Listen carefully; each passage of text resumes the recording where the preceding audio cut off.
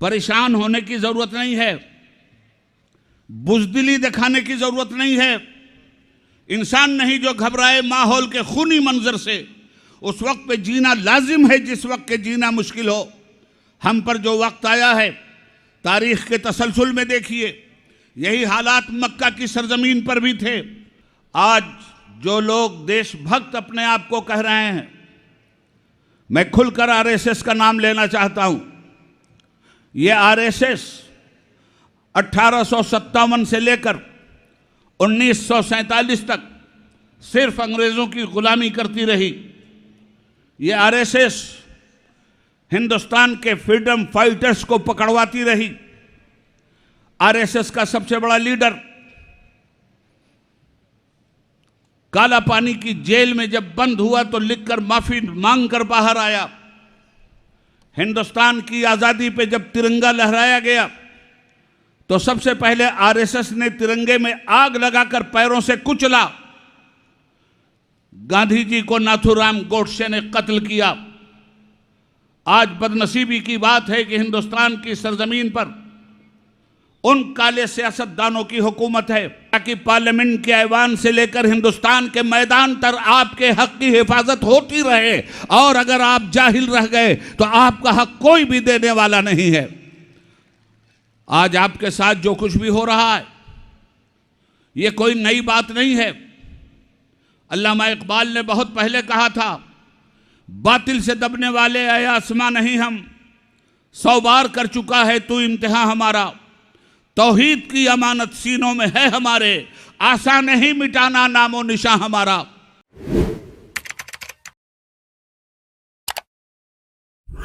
अस्सलामु अलैकुम व रहमतुल्लाहि व बरकातुहू।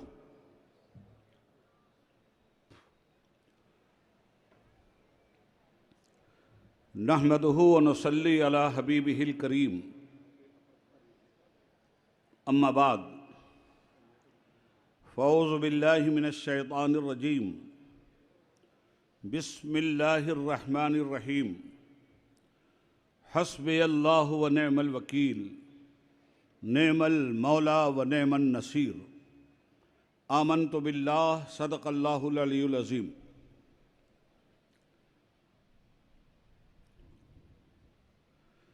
रिस्पेक्टेड चेयरमैन,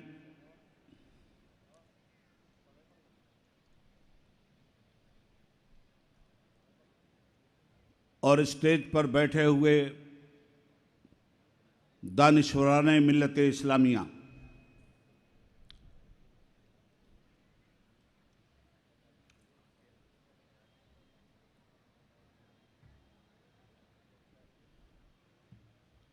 मैं आज आपके बीच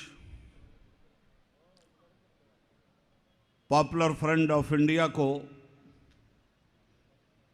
खिराज तहसीन पेश करने के लिए आया हूं।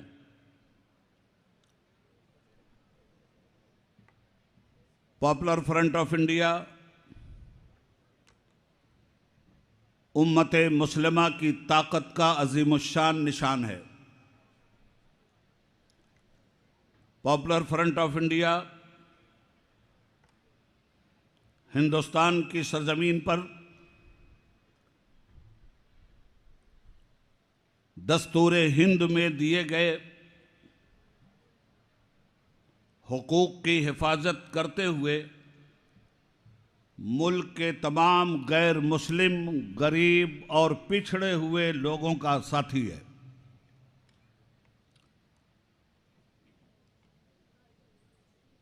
मुझे अफसोस है कि मैं आपकी ज़ुबान नहीं बोल पा रहा हूं। काश कि मैं आपकी ज़ुबान जानता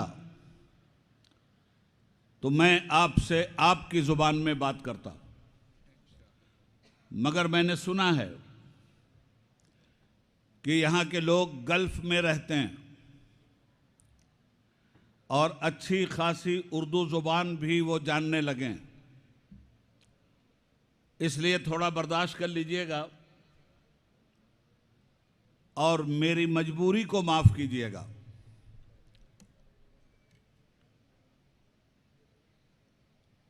हिंदुस्तान में आज़ाद इंडिया से पहले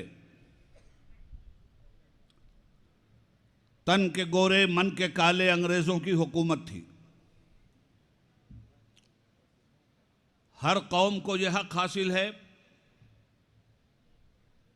कि वह आज़ादी के साथ अपनी ज़िंदगी गुजारे। 1857 में जब अंग्रेज़ों ने हिंदुस्तान को गुलाम बनाया तो उसी वक्त एक बेचैनी हिंदुस्तानियों के अंदर पैदा हुई कि हम गुलाम कौम नहीं हैं, आज़ादी हमारा मुकद्दर है। और याद रखिएगा, दुनिया में सबसे बड़ी लानत का नाम है गुलामी, और दुनिया में सबसे बड़ी नेमत का नाम है आज़ादी। जो कौम गुलाम होती है उसका कोई फ्यूचर नहीं होता, और जो कौम आज़ाद होती है उससे उसका फ्यूचर छीना नहीं जा सकता। ये बातें जो मैं आपसे कर रहा हूं, ये बातें मैं पार्लियामेंट में 18 साल तक कंटिन्यू करता रहा हूं। हिंदुस्तान की आज़ादी में सबसे बड़ी कुर्बानी हिंदुस्तान के मुसलमानों की थी, इसलिए कि हिंदुस्तान के मुसलमानों की हुकूमत को अंग्रेज़ों ने छीना था। दूसरी कौमों के अंदर वो तड़प नहीं थी अपनी आज़ादी की जो तड़प हिंदुस्तान के मुसलमानों में थी। हाँ, ये ज़रूर है कि दूसरी कौमें भी हिंदुस्तान के मुसलमानों के पीछे लगकर आज़ादी की जंग में शरीक हुई। हिंदुस्तान का पहला फ्रीडम फाइटर जिसका नाम था बहादुर शाह जफर, बहादुर शाह जफर को हिंदुओं ने और मुसलमानों ने मिलकर आज़ादी की लड़ाई लड़ने का सबसे बड़ा सिपह सालार बनाया था। मुल्क की हिस्ट्री इस बात की गवाह है। 1857 में अंग्रेज़ों को हिंदुस्तान से निकालने के लिए पहला फतवा जिहाद मुस्लिम उलमा ने दिया था, और सबसे बड़ी कुर्बानी आज़ादी के लिए हिंदुस्तान के उन मुस्लिम उलमा की थी जिनके पीछे करोड़ों मुसलमान चलते थे। मौलाना फजल हक खैराबादी, मौलाना महमूदुल हसन देवबंदी, मौलाना अताउल्लाह शाह बुखारी, मौलाना अहमदुल्लाह शाह फैज़ाबादी, मौलाना हसरत मुहानी, मौलाना किफ़ायतुल्लाह, और इस तरह से बेशुमार उलमाए किराम थे। मुफ्ती सदरुद्दीन आजुर्दा, ये वो लोग थे जिन लोगों ने मुल्क की आज़ादी के लिए तन मन धन की कुर्बानी दी थी। हिंदुस्तान सोने की थाली में देकर अंग्रेज़ नहीं गया था। आज़ादी के लिए जब कुर्बानियाँ दी हैं मुसलमानों ने, तब ये देश आज़ाद हुआ है। आज जो लोग देशभक्त अपने आप को कह रहे हैं, मैं खुलकर आरएसएस का नाम लेना चाहता हूँ। ये आरएसएस 1857 से लेकर 1947 तक सिर्फ अंग्रेज़ों की गुलामी करती रही। ये आरएसएस हिंदुस्तान के फ्रीडम फाइटर्स को पकड़वाती रही। आरएसएस का सबसे बड़ा लीडर काला पानी की जेल में जब बंद हुआ तो लिखकर माफी मांगकर बाहर आया। हिंदुस्तान की आज़ादी पे जब तिरंगा लहराया गया तो सबसे पहले आरएसएस ने तिरंगे में आग लगाकर पैरों से कुचला। गांधी जी को नाथूराम गोडसे ने कत्ल किया। आज बदनसीबी की बात है कि हिंदुस्तान की सरजमीन पर उन काले सियासतदानों की हुकूमत है जिन्होंने हिंदुस्तान की आज़ादी में कोई हिस्सा नहीं लिया। गोरे अंग्रेज चले गए मगर काली औलादें पैदा करके गए हैं। ये फ़िरका परस्ती पैदा करने वाली बीजेपी, ये फ़िरका परस्ती पैदा करने वाली फस्ताई ताकत आरएसएस, सही मानों में सफ़ेद अंग्रेज़ों की ये काली औलादें हैं। अंग्रेज़ों ने लड़ाओ और हुकूमत करो की पॉलिसी अख्तियार की थी। आज ये भी लड़ाओ और हुकूमत करो की पॉलिसी अख्तियार किए हुए हैं। हिंदुस्तानियों ने नफ़रत को मोहब्बत में बदला था, मगर आज हिंदुस्तान की मोहब्बत नफ़रत में बदल गई है। दस्तूर हिंद में मुसलमानों का जो हक है वो मुसलमानों का हक देने के लिए ये लानतज़दा कौम तैयार नहीं है। मगर ये याद रखिएगा कि न घबराओ मुसलमानों, खुदा की शान बाकी है, अभी इस्लाम जिंदा है, अभी कुरान बाकी है। ये जालिम क्या समझते हैं जो अपने दिल में हंसते हैं, अभी तो करबला का आखिरी मैदान बाकी है। हिंदुस्तान के मुसलमानों, आपको जज्बाती होने की ज़रूरत नहीं है। आपको अगर अपना हक चाहिए तो जहालत के दलदल से निकलकर इल्म की शमा फरोजार कीजिए। आपको अगर अपना हक चाहिए तो जिस तरह मदरसों में मौलवी आप पैदा करते हो, वैसे ही कॉलेजों में इंजीनियर आपको पैदा करना पड़ेगा, डॉक्टर और MBBS आपको पैदा करने का पड़ेगा, IAS और IPS आपको पैदा करना पड़ेगा, बेहतरीन मुस्लिम सियासतदान आपको पैदा करने पड़ेंगे, ताकि पार्लियामेंट के ऐवान से लेकर हिंदुस्तान के मैदान तक आपके हक की हिफाजत होती रहे। और अगर आप जाहिल रह गए तो आपका हक कोई भी देने वाला नहीं है। आज आपके साथ जो कुछ भी हो रहा है ये कोई नई बात नहीं है।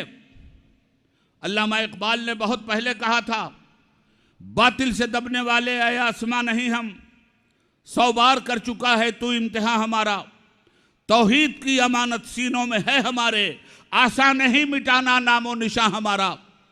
आज कहा जा रहा है कि ताजमहल हमारे देवेंद्र बाबा ने बनवाया था।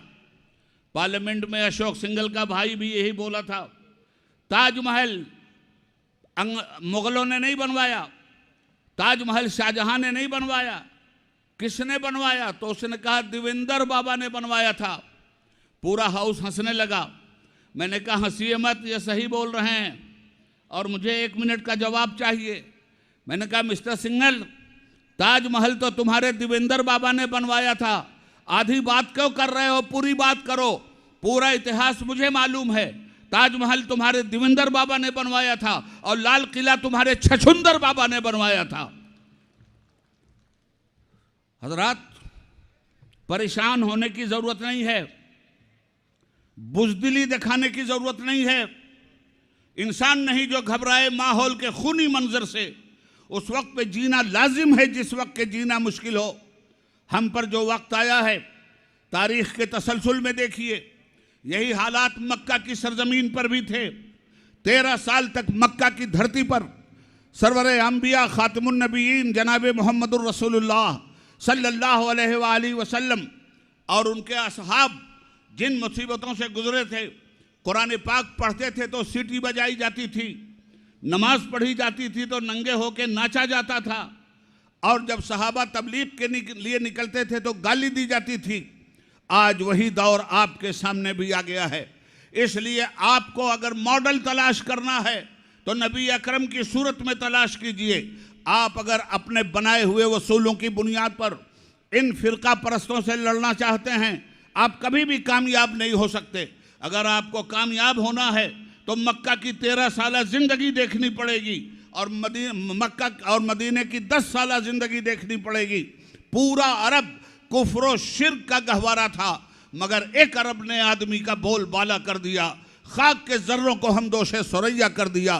खुद न थे जो राह पर औरों के हादी बन गए, क्या नजर थी जिसने मुर्दों को मसीहा कर दिया। 13 साल का मक्की दौर आज हिंदुस्तान की सरजमीन पर हमारे सामने है। हम हिंदुस्तानी मुसलमान मदनी दौर में नहीं जी रहे हैं, हम हिंदुस्तानी मुसलमानों को मक्की दौर में लाके खड़ा कर दिया गया है। जिस तरह मुसलमानों को मक्का में सताया जा रहा था, आज उसी तरह से हिंदुस्तान में मुसलमानों को सताया जा रहा है।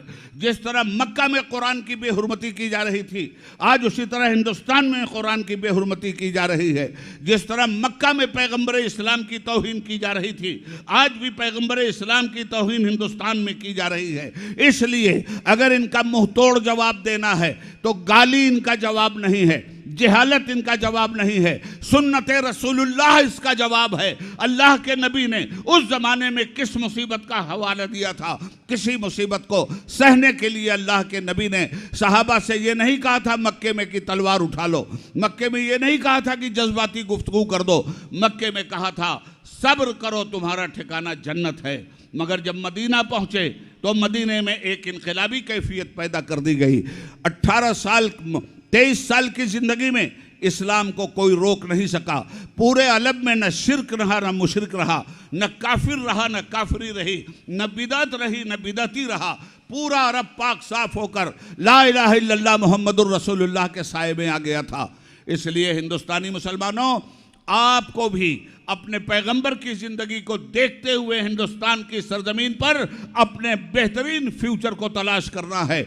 मैं यकीन के साथ कहता हूँ, अगर रसूल पाक की सुन्नतों पे आपने अमल कर लिया और रसूल पाक ने जो रास्ता आपको दिखलाया था उस रास्ते से इस कुफ्र का मुकाबला आपने कर लिया, तो वो दिन दूर नहीं होगा जिस दिन हिंदुस्तान का जर्रा जर्रा कलमा पढ़ेगा। इसी मालाबार की सरजमीन पे आप आए थे। ये समुंदर जो सामने लहरा रहा है, इसी समंदर पे आप आए थे। यहाँ का काफिर कह रहा था समंदर की तुम्हें पूजा करनी होगी, और हमने कहा था नहीं, समंदर अल्लाह ने इसलिए नहीं बनाया है कि हम इसकी पूजा करें। समंदर अल्लाह ने इसलिए बनाया है कि समंदर से वजू करके समंदर के किनारे हम अल्लाह की इबादत करें, समंदर के किनारे हम सुबहान रब्बिल आला का नारा लगाएं। अय आबरूदे गंगा, वो दिन है याद तुझको, उतरा तेरे किनारे जब कारवां हमारा, बातिल से दबने वाले ऐ आसमां नहीं हम, 100 बार कर चुका है तू इम्तिहान हमारा। साउथ के मुसलमानों, खुदा का शुक्र है तो कि तुम्हारे केरला में वो कैफियत नहीं पाई जाती जो कैफियत मैं उत्तर प्रदेश में छोड़ के आया हूं। तुम्हारे केरला में अभी भी अल्लाह का बड़ा फजल है, और इसको बचा के रखना। पॉलिटिकल तरीके से बीजेपी को यहां घुसने मत देना। अगर आपने आपसी जंग की, इसलिए कि मैं इस उम्मत के इख्तिलाफ को जानता हूँ, उम्मत तबाह हुई है तो सिर्फ इख्तिलाफ की वजह से। उम्मत तबाह हुई है तो देवबंदी बरेलवी शिया सुन्नी के नाम पे तबाह हुई है। तुम देवबंदी बरेलवी शिया सुन्नी बाद में हो, मुसलमान तुम पहले हो। इस्लाम की हिफाजत के लिए तुम्हें खड़ा होना है, मिल्लत की हिफाजत के लिए तुम्हें खड़ा होना है। और इस मुल्क में वो हिफाजत उसी वक्त हो सकती है जब आप इस्टेब्लिशमेंट में अपना मकाम पैदा करें, जब आप आईएएस पैदा करें, आईपीएस पैदा करें, जब आप इंजीनियर पैदा करें, जब आप डॉक्टर पैदा करें। इसलिए कि हेल्थ के सेंटर में अगर आपने अपनी ताकत का लोहा मनवा लिया, कोई माई का लाल ऐसा नहीं पैदा हुआ है जो आपको नज़रअंदाज कर दे। अगर कंस्ट्रक्शन की दुनिया में आपने अपना मकाम पैदा कर लिया, कोई ऐसा नहीं है जो आपको नज़रअंदाज कर दे। एक एजेपी डॉक्टर अब्दुल कलाम को देखिए, साइकिल पर चलने वाला आदमी, अखबार को बेचने वाला आदमी, हिंदुस्तान का राष्ट्रपति यूं ही नहीं बन गया। हिंदुस्तान को उसने एटमी पावर बनाया। हिंदुस्तान को जिसने एटमी पावर बनाया था, आज उसकी कौम को गद्दार कह रहे हो। हिंदुस्तान को जिसने एटम बम दिया था, आज उसकी मिल्लत के खिलाफ उससे हिंदुस्तान में हिंदुस्तानी होने का सबूत मांग रहे हो। हिंदुस्तानी मुसलमानों, तुम्हारे हिंदुस्तानी होने का सबूत क्या है? तुम्हारी आइडेंटिटी क्या है? मैं बताता हूं, हिंदुस्तान के मुसलमानों का आधार कार्ड दिल्ली का लाल किला है। हिंदुस्तान के मुसलमानों की आइडेंटिटी ताजमहल आगरा का है। हिंद को नाज है जिस पे, वो निशानी हम हैं। ताज और लाल किला के यहाँ बानी हम हैं। बेईमान सेंट्रल हुकूमत अरब में जाकर अरबी मुसलमानों का पैर छूती है और हिंदुस्तान में मुसलमानों का गला कटवा के खामोश रहती है। अभी चंद दिनों की बात है, यूएई का बादशाह मर गया, हिंदुस्तान का सरकारी फ्लैट गिरा दिया गया। मातम में, सोग में वहां का मुसलमान मर गया तो मातम में हिंदुस्तान का फ्लैग झुका दिया जाए, और यहाँ के मुसलमानों के साथ माम लिंचिंग हो रही है तो इबलीस की तरह से कहा ऐवान हुकूमत में लगाया जाए। ये नहीं चलने वाला है। अब आखिरी बात आपसे कह के मैं जाना चाहता हूँ। आखिरी बात वो ये है कि पॉपुलर फ्रंट ऑफ इंडिया सिर्फ एक जज्बाती जमात नहीं है। ये ऑर्गेनाइजेशन जमीनी सतह पर आपको तैयार कर रहा है। 5 किलोमीटर का ये पासिंग मार्च, ये जो हमारे मुजाहिदों ने किया है, 5 किलोमीटर, कितना पसीना निकला होगा। याद रखना, इस मुल्क में इस्लाम का एक उसूल तुम्हें समझाता हूं। अगर अपने माल की हिफाजत चाहते हो तो 2.5% ज़कात ईमानदारी से निकालो, माल महफूज हो जाएगा। और अगर अपने ईमान की हिफाजत चाहते हो तो माल निकालने से ईमान नहीं महफूज होता, जान निकालने से ईमान महफूज होता है। इसलिए तन मन धन हर चीज की कुर्बानी के लिए हमें तैयार रहना चाहिए। हम सबसे पहले मुसलमान हैं, उसके बाद कुछ और हैं। और मुसलमान का कोई एक वतन नहीं होता, सारी जमीन मुसलमान का वतन है। चीनो अरब हमारा, हिंदुस्तान हमारा, मुस्लिम है हम, वतन है सारा जहां हमारा। सालारे कारवां है मीरे हिजाज अपना, उस नाम से है बाकी आराम जहां हमारा। मुसलमानों, मैं चंद बातें जो कह चुका हूं एक मर्तबा 1 मिनट में उसको दोहरा के जा रहा हूं। Education education education. 21वीं सदी के शामियाने में आपको बैठने की जगह उसी वक्त मिलेगी जब आप लोगों की मजबूरी बन जाओ। इंजीनियर, कंस्ट्रक्शन करवाने वालों की मजबूरी है, डॉक्टर मरीज की मजबूरी है, हॉस्पिटल मरीज की मजबूरी है। तो अपने हुकूक की हिफाजत अगर चाहते हो तो अपनी ही हिफाजत की बात मत सोचो, इंसानियत की हिफाजत की बात सोचो। तुम्हारे पैगंबर ने इंसानियत की हिफाजत की बात की थी। तुम तालीम हासिल करके इंसानियत की हिफाजत करो, तुम्हारी हिफाजत खुद हो जाएगी। इसलिए भाइयों और मेरी बहनों, सबसे पहले इस्लाम, उसके बाद कुछ और। सबसे पहले नमाज, उसके बाद कुछ और। कितना अच्छा लगता है जब आप पासिंग मार्च भी करते हो, जलसा भी करते हो और नमाज का वक्त आ जाता है तो कुबला रूह होकर के आप नमाज में अल्लाह के सामने अपनी अबदियत का इनकार भी इकरार भी करते हो। यही वो इकरार है।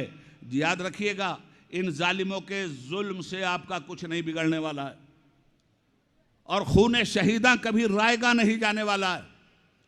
इन अक्ल के अंधों को दिल्ली का इंडिया गेट दिखलाओ, उस इंडिया गेट पर जितने शहीदों के नाम लिखे हुए हैं, हिंदुस्तान को आज़ाद करवाने वालों के जितने नाम लिखे हुए हैं, तुम्हें फख्र होना चाहिए कि 60% से ज्यादा मुसलमान शहीदाने वतन के नाम आज भी वहां लिखे हैं। कि कहां कहां हमारी निशानी मिटाओगे, कहां कहां से हमारा वजूद मिटाओगे, कहां कहां से हमारी हिस्ट्री मिटाओगे। अरे तुम्हारे पास था क्या टमाटे बटाटे के अलावा?